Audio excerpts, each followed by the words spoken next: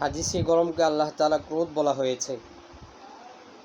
আর আল্লাহ তাআলা ক্রোধ থেকে বাঁচার জন্য নবীজি সাল্লাল্লাহু আলাইহি ওয়াসাল্লাম দান সদকা করতে বলেছেন এবং একটা দোয়াও শিক্ষা দিয়েছেন।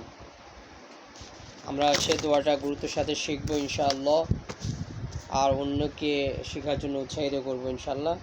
দোয়াটি হলো এই: আল্লাহুম্মা ইন্নী আউযু বিকা মিন যাওয়ালি নি'মাতিক ওয়া তাহাউলি আফিয়াতিক ওয়া ফুজাতি নিকমাতিক ওয়া জামিই সাখাতিক।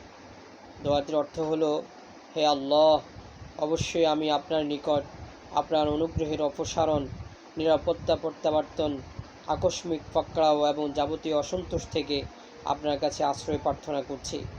আবার বলছি দোয়াটা: আল্লাহুম্মা ইন্নী আউযু বিকা মিন যাওয়ালি নি'মাতিক ওয়া তাহাউলি আফিয়াতিক ওয়া ফুজাতি নিকমাতিক ওয়া জামিই সাখাতিক। আমরা এই দোয়াটা শিখবো। আরও একটি দোয়ার কথা আমরা বলছি ইনশাআল্লাহ, গুরুত্বের সাথে দুটি দোয়া আমরা শিখবো ইনশাআল্লাহ। আল্লাহুম্মা আসকিনা গাইসান মুগীসান মারিআন মারিআন নাফিআন গায়রা দারিন আজিলান গায়রা আজিলিন।